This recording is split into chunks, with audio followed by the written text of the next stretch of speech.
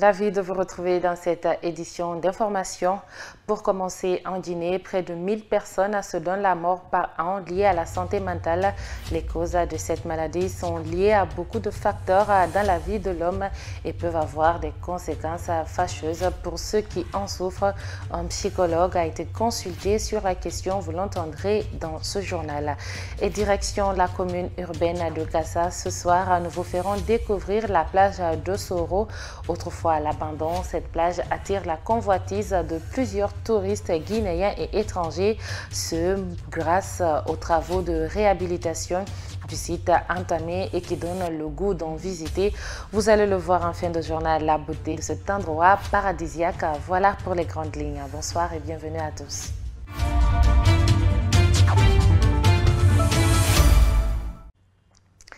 Encore bonsoir. La santé mentale est un sujet presque tabou en Guinée. Pourtant, ces dernières années, le taux de suicide est en hausse. Près de 1000 personnes se donnent la mort par an dans le pays, selon un psychologue qui évoque le sujet avec notre rédaction. Les causes de la santé mentale sont liées à beaucoup de facteurs dans la vie de l'homme et cela a des conséquences, peut avoir des conséquences fâcheuses pour ceux qui en souffrent. Comment les malades mentaux cohabitent avec les autres dans la société? La réponse, c'est dans ce reportage à grand format signé Elsatouba et Ousmane Kamara. En Guinée, la santé mentale et son traitement sont rarement abordés ouvertement, presque comme un sujet tabou. Cette absence de discussion s'explique par la crainte d'être mal interprété ou jugé par les autres. Par conséquent, de nombreuses personnes se tournent vers la religion pour trouver du réconfort. En Guinée, déjà, la question de psychologie, dépression, c'est une question très taboue. Il y a déjà cette croyance qui stipule que nous devons être beaucoup plus forts. On est en Guinée où la majorité, c'est des gens qui sont fanatiques, entre guillemets. C'est-à-dire qu'on pense que quand nous sommes religieux, il y a un certain nombre de choses que nous ne devons pas du tout faire. En parler, par exemple, discuter de nos problèmes, c'est l'élément le plus important, parler de nos problèmes. En psychologie, l'élément le plus important, c'est l'entretien. C'est de dire ce que nous ressentons, c'est d'évoquer ce que nous ressentons. À partir du moment où nous évoquons, nous en parlons, nous en discutons, 50% des problèmes vont disparaître à partir du moment où nous en discutons. Bon nombre de Guinéens, par crainte de paraître faibles aux yeux de la société, hésitent de révéler être atteints d'un trouble mental ou à demander de l'aide. Cette peur contribue à la stigmatisation et aggrave des problèmes tels que l'anxiété et la dépression. D'en parler à quelqu'un de ça ou bien de voir un médecin de ça, parce que moi je sais actuellement, quand tu dis ça à quelqu'un, quoi, et puis pas te conseiller comme il faut, comme toi tu veux.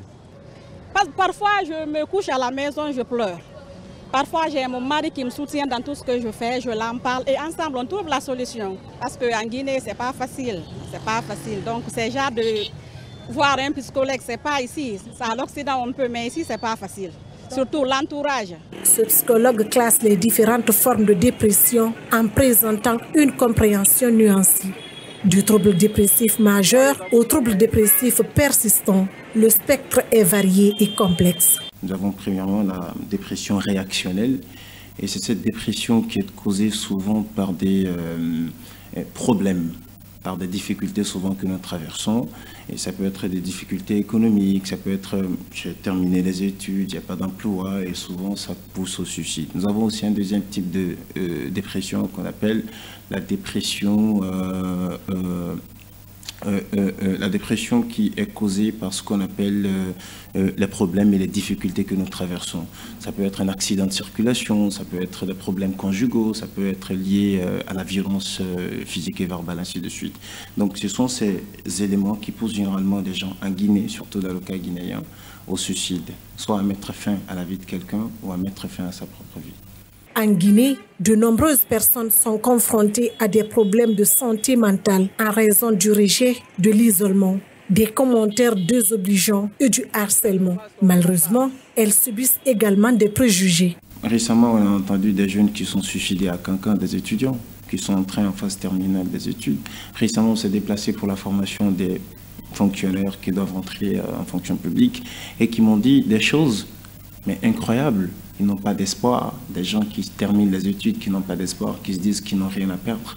Ils ont une famille, ils ont des gens à nourrir, ils ont des bouches en fait à sortir de la précarité, qui n'ont pas de situation. Et finalement, ils se disent qu'ils n'ont rien à perdre. La vie n'a pas de sens, ça ne vaut pas la peine de vivre.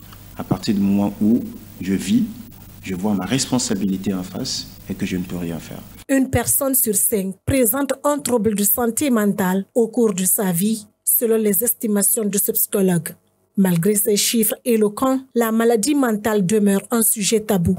Le taux de suicide, le taux de mort par rapport à la question de santé mentale, c'est très important. Déjà en Guinée, il faut le savoir qu'il y a près de 1000 personnes en un an, près de 1000 personnes qui se suicident.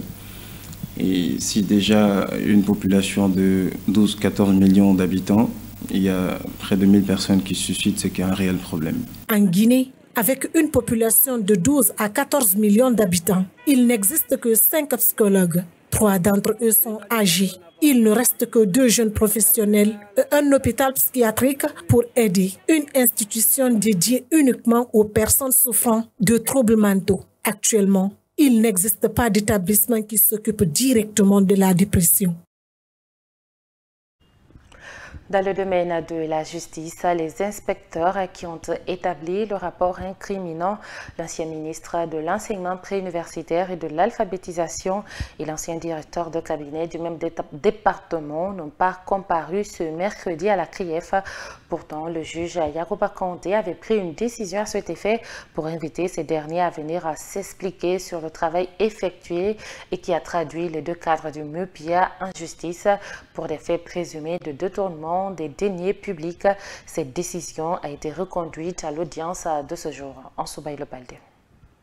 À l'ouverture de l'audience de ce mercredi, après avoir appelé l'affaire inscrite au rôle concernant Ibrahima Kourouma et Mohamed Senk Sankon, respectivement ancien ministre de l'enseignement préuniversitaire et de l'alphabétisation et ancien directeur de cabinet du même département ministériel, le juge Yagouba Konté a informé de la réponse adressée à la Cour par la direction foncière sur l'identification des biens immobiliers des 2 prévenus ainsi qu'à leurs épouses et leurs enfants.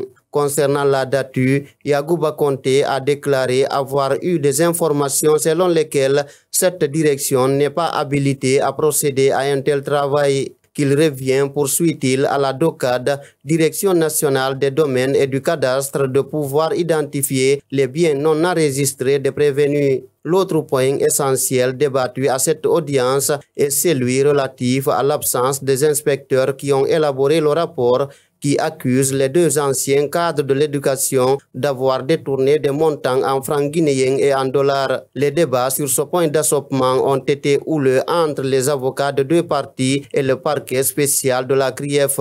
Les premiers ont insisté à ce que les inspecteurs soient confrontés au contenu de leur rapport, tandis que le procureur qui a siégé a catégoriquement opposé ses arguments en disant que le rapport provisoire qui a renvoyé les prévenus à la barre devrait leur être soumis pour réaction avant le rapport définitif, chose que les conseils des prévenus et ceux de l'État n'ont pas accepté. Finalement, le juge Yagouba Konté a décidé de renvoyer l'affaire au 5 mars prochain pour la comparution des inspecteurs. Dans ce dossier, Ibrahima Kourouma et Mohamed Senk Sankon sont poursuivis pour des faits présumés de détournement de 612 milliards de francs guinéens et 12 millions de dollars au profit de l'État guinéen. L'avocat représentant l'agent judiciaire de l'État dans ce dossier a réagi au sortir de l'audience sur les débats qui ont eu lieu. Maître Pépé Antoine Lama est au micro dans Soubaï le Baldé. Oui, c'est pratiquement les mêmes mesures ordonnées à l'audience dernière qui ont été reconduites. La Cour a fait savoir aux parties que la conservation foncière a déjà donné la réponse à la décision qui lui était parvenue. Elle a toutefois relevé que la DATU n'était pas la bonne institution qualifiée pour satisfaire à sa curiosité, raison pour laquelle la même mesure a été reconduite, mais cette fois-ci à l'endroit de la DOCAD. Donc il a été ordonné à la DOCA de procéder à l'identification des immeubles appartenant aux prévenus, à leurs épouses et leurs enfants. L'affaire est renvoyée donc à la huitaine. Nous espérons que des diligences nécessaires seront accomplies pour que, à cette date, ces réponses parviennent à la Cour pour qu'on évolue sereinement dans ce dossier. Nous œuvrons dans le sens de la manifestation de la vérité et nous ne pouvons pas nous opposer à une mesure qui s'inscrit dans cette dynamique. Si des inspecteurs ont pris la responsabilité d'aligner des phrases, de tirer des conclusions des travaux qui leur ont été confiés, mais il faudrait bien qu'ils assument. Je pense que ce n'est pas de la mer à boire de faire comparaître ces inspecteurs pour venir expliquer à la Cour la méthodologie qu'ils ont utilisée pour aboutir à ces conclusions, les éléments de preuve sur lesquels ils se sont fondés pour établir ce document. Donc il y avait vraiment de bonnes raisons que ces inspecteurs-là comparaissent. Raison pour laquelle la Cour a ordonné leur comparution et nous sommes satisfaits de cette décision. SOS pour Djariou Diallo, une mère de famille qui souffre d'une tumeur au niveau de son œil droit. Cela fait presque 2 ans maintenant qu'elle traîne avec cette maladie qui est à la base de la perte partielle de sa vue. Aujourd'hui, Dame Djariou et sa famille demandent l'aide de l'État et des bonnes volontés pour une évacuation sanitaire. Abstention aux personnes sensibles. Reportage à Mamadou Tanouba.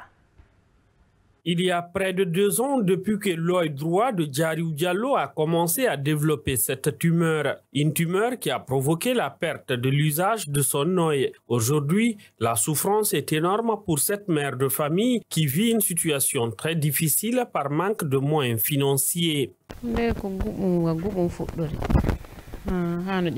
Au début, mon œil me grattait beaucoup. C'est comme ça que la maladie a commencé son évolution. Le côté droit de mon visage s'est mis à enfler. Aujourd'hui, j'ai complètement perdu cet œil. Je demande une aide auprès de tout le monde afin de me soigner.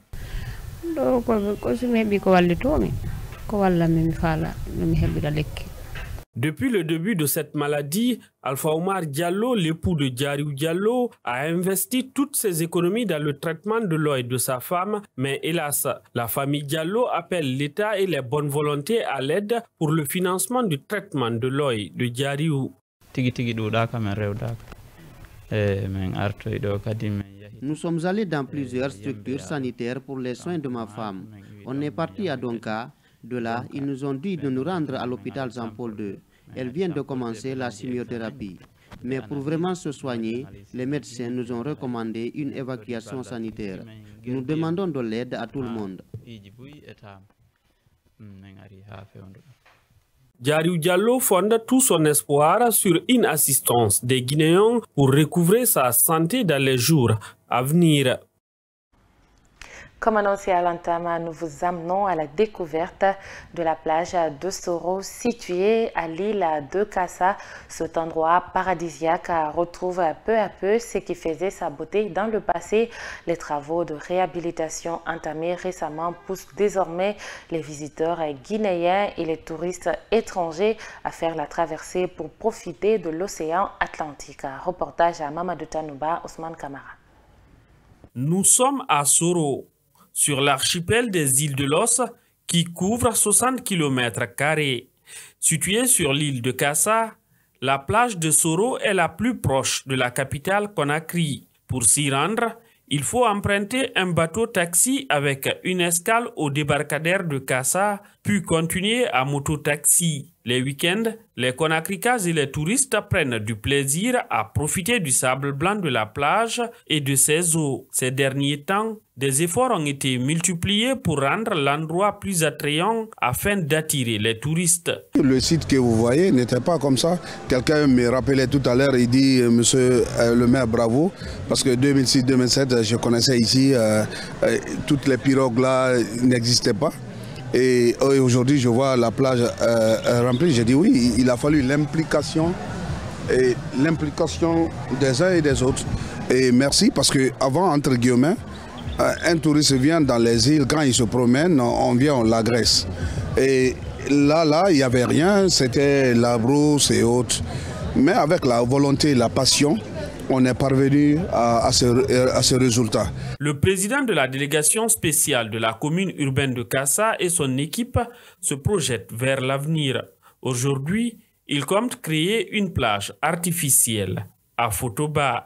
On veut relancer les activités sur l'île de Fotoba, malgré la plage, elle est petite, mais les réformes sont en cours. On est en train de se battre ça et là pour créer une plage artificielle sur l'île de Fotoba, parce que Fotoba est considérée comme l'île la plus historique dans les îles de Los. Soro fait le bonheur de ceux qui s'y rendent. La nature généreuse de la Guinée offre un spectacle inoubliable face à l'océan Atlantique. Oui, c'est la première fois que je viens ici. Ouais. Je trouve que la mer, elle est adorable et elle est très propre. Pour un écolo comme moi, quand je vois ça, ça me fait plaisir. Les îles de Los retrouvent une nouvelle dynamique et attirent une foule à la quête du bonheur. Pour finir, le Chili féminin s'est incliné ce soir face au Cap-Vert dans le cadre des éliminatoires de la Coupe d'Afrique des Nations 2026. Le score de ce mercredi est de 4-1 en faveur du Cap-Vert. Un score très lourd qui met fin à l'aventure des Guinéennes. C'était le match retour entre les deux équipes après le nul à l'aller, 2 buts partout. Et voilà, c'est la fin de cette édition d'information. Merci à tous de l'avoir suivi. L'information continue sur le www.siaminfo.com. Au revoir.